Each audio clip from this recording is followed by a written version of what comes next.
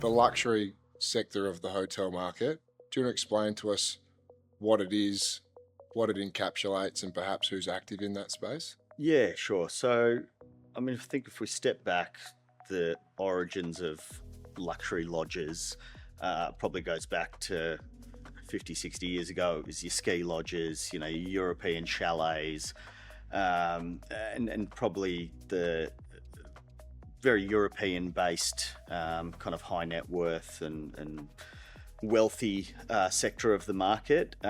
What it's really developed into is probably a moniker or an overarching concept for regional luxury, regional and coastal luxury. From an experience point of view, a lot of these assets benefit from something that's unique, their unique selling proposition. And assets like Jamala, for me, come to mind, where extremely luxury accommodation offering, but you're surrounded and encapsulated by a zoo.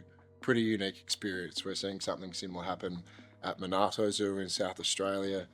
You talk about Bannisters, and to have an offering that is underpinned by a Rick Stein restaurant, and to have accommodation that looks out over the water, and then to have a modern mix of accommodation. These are all really unique offerings. Do you think that the boutique luxury experiential space, if you want to frame it in those terms, do you think the more successful ones are assets that have grown the experience? Yeah, I think globalization is a really key element in all of this. So if I think about, when I was a kid, and not giving away my age, but, go back 25 years or so, a lot of what we'd consider, a really nice family holiday was really focused around what makes Australia beautiful, which is, waterfront, harbour, beaches.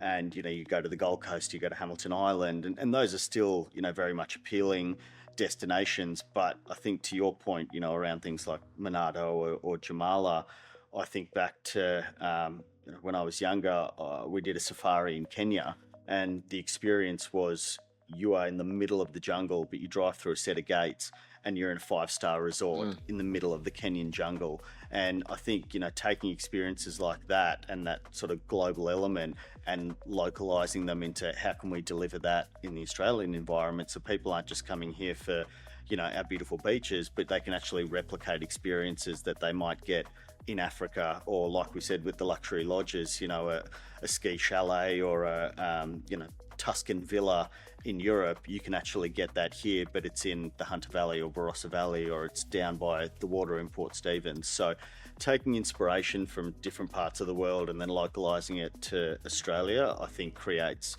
quite a unique selling proposition. I really do see that, although Europe will always be there, Africa will always be there, America will always be there, and offer, great holidays for people.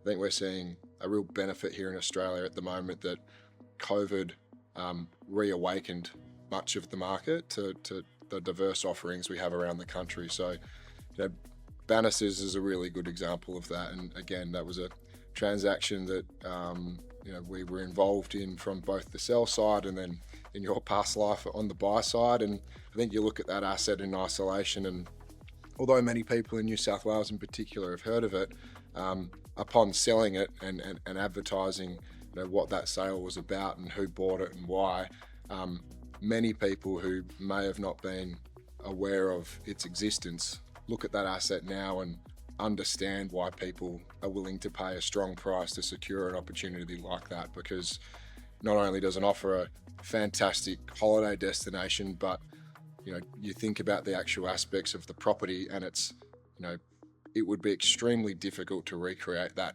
exact asset in today's modern society with build costs and planning restrictions and all those other aspects that come into it. So again, we sit in front of many owners that own assets in regional parts of the country that offer luxury or uniqueness, and the reality is they've accelerated quite significantly in value over the last few years, especially post-COVID.